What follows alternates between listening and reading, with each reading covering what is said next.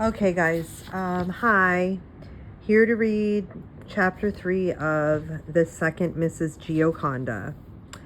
They stayed in Pavia until Duke Ludovico called them back to Milan. Leonardo took Salai with him to the castle, where they were guided to a large room. The Duke was sitting in a tub of water, a tray of fruit stretched across the tub, and a lady sitting on a chair by the side of the tub, feeding him grapes one at a time. Salai started toward the tub, but Leonardo pulled him back. "Is he naked under there?" Salai asked in a voice that for Salai passed as a whisper. Leonardo did not answer. He only just tugged at the boy's cloak, and Salai understood that he was to be quiet. Leonardo bowed before the tub, and Salai, glancing sideways at his master, did likewise, staying down until Leonardo patted him on his bottom as a signal that he should rise. Ludovico lost no time in telling them what was on his mind. "My astrologers," he said, "have told me that January is a good time for me to get married." "Congratulations, sir," Leonardo said. "Milan will rejoice to have its illustrious duke married at last. Those who love you are anxious that you will produce an heir. My bride-to-be is of a noble and old house. Her sister is married to the Duke of Mantua, and her mother is a daughter of the King of Naples. They will, of course, attend the wedding. The wedding will be in Pavia, but the festival, Leonardo, will be held here in Milan. I need you to supervise the festivities. The festival will include a pageant and will have a parade." "Yes, sir. You will be clever, Leonardo." "Yes, sir." "What will you do that will be clever, Leonardo?" "I must think of that, sir. To plan quickly such an important event would not be wise." "We don't have years, Leonardo. This is not a project like the monument of the horse. This must be brought to a finish by January." "But, sir, that horse is not finished is not altogether my fault." "I must remind you, my lord, that you have called upon me for many other jobs. I need only mention my work in Pavia to supervise the construction of the cathedral, or my engineering work on your defenses outside the city, or my designing machines for war now." The Duke raised a dark arm out of the water. "All right, Leonardo, I will tell you only this. For this festival, I will spare no expense. I want a gorgeous pageant. Everything must be very impressive, Leonardo. I repeat, very. I will think of so grand a pageant, my lord, that your new wife will be convinced that she has married someone wealthier than the Pope. I'm not worried about convincing her of anything. Don't worry about her. She is young, only 16. She knows that I am rich. Everyone knows where money is. There are others that need to be impressed. There are others who must see how cultured I am. I want them to experience my excellent taste. Everything must be rich and plentiful and original and clever and reflect my excellent and cultured mind. You must do glorious things, Leonardo. I command it." "All shall be as you wish, my lord," Leonardo said. As they turned to leave, the Duke started to rise from the water. Salai hung back. Leonardo tugged at his sleeve, but the boy would not budge. The Duke, being concerned with drying himself and applying scented oils, paid no attention. "Hey, Leonardo," Salai called. Leonardo pretended that he did not hear and started walking toward the door, hoping that Salai would follow. But Salai did not. "Hey, Leonardo," Salai repeated. Leonardo continued walking, not turning around. "Leonardo, look!" Salai shouted, pointing. "He's as dark as a Moor all over." Leonardo, his face frozen, swung back around in the room and grabbed Salai by his collar and pulled him in from the room. Salai kept stealing looks up at his master, knowing that he had done something very wrong, but not knowing what. Leonardo walked rapidly out of the room and was halfway across the courtyard before he stopped. Then he threw his head back and laughed, a genuine peasant-style gulliff. Dark as a moor all over, he said, and then broke into laughter again. Dark as a moor all over, he repeated. Salai, he said, I think that where the Lord gave most men a bump for respect, he gave you a hollow. Leonardo gave himself up entirely to plans for the festival. He quit making sketches of horses, and he quit studying rivers and mountains. He quit studying mathematics and anatomy. He became, for the time of the preparations, a combination of a magician and a housewife. He invented a stage which revolved, that's the magician part, and when the workman used up his supplies of paints and attempted to finish the job with a new batch, which he did very nearly but not quite match, he made them all start over again, housewife. He designed costumes for the tournaments. One set of men were to look like Moors and the another like Scythians, magician. When in the rush of things, the tailors took stitches that were too long, Leonardo ripped out the whole seam, housewife. Salai was sent scurrying here and there, gathering materials and delivering Leonardo's instructions. He visited his father and his sister and reported to them that the chiefs were designing cakes and pastries in the shapes of unicorns and dragons. So you see, he said to Dorothea, in a castle you can even eat works of art. Dorothea crossed herself when Salai told her that. The boy enjoyed his duties. He never had the feeling that others had, that they were being kept from something important to do, the unimportant, menial jobs around the studio. Salai had a well-developed sense of unimportance, and now with the festival, everything seemed less serious than usual, and less serious suited Salai as much as less important did. Strangely enough, Leonardo, who was very serious about himself, serious about his work, enjoyed the preparations for the festivities too. Festival, he explained to Salai, is like lightning. It has no history, it has no future. It lights up everything for a brief second and it passes. It leaves nothing of itself save its effect. The lightning itself is never there to be pawed over by future generations. A pageant, dear Salai, gives an artist a chance to zigzag through time like lightning, like a wild, irresponsible thing.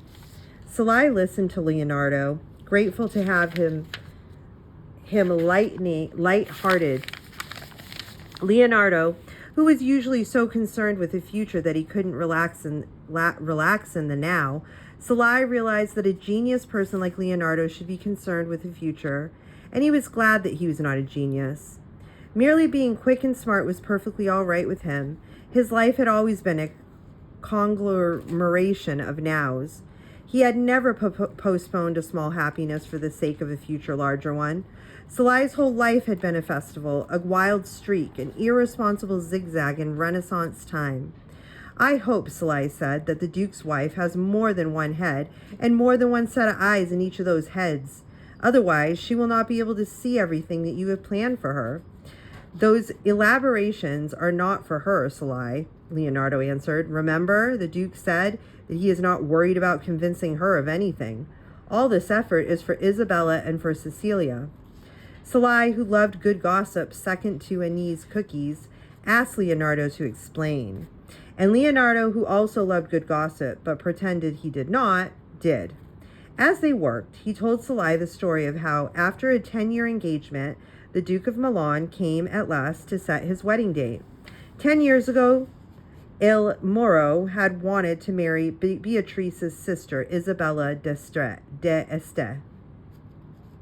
Isabella was 8 years old at the time, and Il Moro was 29, but word had spread throughout Italy about how beautiful and gifted was this first child of the Duke and Duchess of Ferrara. Il Moro decided to claim her and wait. He was in no hurry to marry. He had enemies and dukedoms to conquer while Isabella finished growing up. It was an altogether suitable match, so Ludovico rode to Ferrara and offered himself as a suitor. He arrived exactly 2 weeks late. The Duke of Ferrara had just promised Isabella to Gonzaga, the son of Duke of Mantua. Isabella's father did not want the responsibility of a connection to the wealth of Milan to pass him by. He knew that he could not withdraw his promise to Gonzaga, so he made a counter-proposal to Il Moro. Why not, he asked, marry Beatrice, his second daughter, instead? She was but 2 years younger than Isabella. She was not as pretty nor as vivacious, but she carried the same noble blood in her veins, and he would guarantee that her dowry would be as large as her sisters. Just as the Duke of Ferrara did not want to offend the Duke of Mantua, the Duke of Milan did not want to offend the Duke of Ferrara. War was always just an insult away. So Il Moro agreed to marry Beatrice. The Duke of Ferrara hoped that the 8 years from the day his 2 daughters would be married in a double ceremony. But that had not happened. Isabella had married Gonzaga a year ago. But Ludovico still had not claimed Beatrice. He found first one excuse after another. Affairs of state, he claimed, but Beatrice's father was no fool. He knew that the wedding had not been postponed, not for affairs of state, but for an affair of the heart. Rumors of Il Moro's love for Cecilia Galeriani had reached Ferrara, and the father of the bride-to-be hinted that he was equally prepared for a wedding or for war. Il Moro suddenly consulted his astrologers and set a wedding date. There had never been any doubt in Milan that Cecilia Galeriani was Ludovico's great love. In the 9 years that Leonardo had been in Il Moro's city, the only time that the Duke had requested a portrait was the time that he had asked the master to paint Cecilia. Leonardo had painted her holding an ermine in her arms, and he had succeeded in showing the bright, the self-assured, and the amused look of the lady as she reflected by the bright look of the ermine. Leonardo had painted her hands with great care, for what the face did not show of the lady's character, those long, expressive, competent fingers did.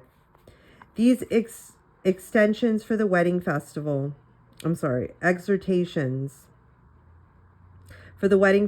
are more for Cecilia and Isabella than for Beatrice. The Duke wants the ladies to see what they have missed, Leonardo concluded. As Salai listened to Leonardo, he busied himself grinding pigments. He noticed that the other apprentices eyeing him. He knew that being a favorite of Leonardo exposed him to envy among his fellows. The others were jealous of anyone who received an extra dollop of Leonardo's attention. Thank goodness, he thought, that he was not talented too. Salai gladly shared any information he received from the master, for neither jealousy nor a sense of privacy was well developed in him. But the apprentices wanted to learn from Leonardo himself. They suffered from an ailment common on the times. They took themselves seriously, very seriously. Leonardo never spent a lot of time trying to develop their talents. When one of them ran into difficulty with some work, Leonardo usually picked up the appropriate tool, brush or knife or crayon, and quietly corrected the work, mumbling like so as he worked. Sometimes Leonardo would get so involved with the work that he was correcting that he would stand at the easel a whole morning brushing life into it, mumbling like so. As the student watched and tried to make reasons and rules for Leonardo's instincts. When pressed, Leonardo would tell them that he was writing a book or painting, that they would find all the reasons there. Leonardo demanded that his students be neat. They often complained to each other that to be Leonardo's apprentice meant learning to keep one's blues in a row separated from one's greens, and learning to interpret one mumbled like so from another. Outside of the studio, they never uttered a single complaint. In the court of Milan, to be a pupil of Leonardo da Vinci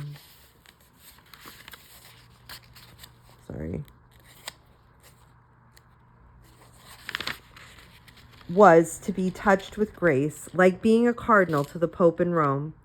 Those whose ambitions outran their talents liked it that way. Leonardo did too. None of his pupils were greatly gifted, Salai least of all. Leonardo's whose father had never married his mother. Leonardo, who had gone late as an apprentice to Verrocchio. Leonardo, who had no fortune of his own, Leonardo, who had had to count on the gifts of his hand and his head. This Leonardo never felt certain that he had a place. This Leonardo never felt comfortable in the presence of dukes or of the university men. This Leonardo was not willing to allow his seeds to fall on fertile ground where they might grow, for this Leonardo was not willing to cultivate his own replacement. Leonardo kept his thoughts and his opinions to himself and to his notebooks. When he allowed to spilled over to Salai, that small desert of talent. Leonardo's waters could nourish nothing there. There was no talent to cultivate and no one to turn a hoe. Salai was clever, but he was not creative. He would never blossom into a great artist. Leonardo and Salai both knew that, and they both accepted it. Salai was the chosen because he was sensitive, which made him a good audience, and not serious, which made him no threat. All right, guys, so I'm going to stop there. These chapters really aren't numbered, and so I'm probably going to be trying to read at least 2 chapters for each session, just because we got to get through this book. Like, I want to be done with this book. Yeah, definitely by the end of February.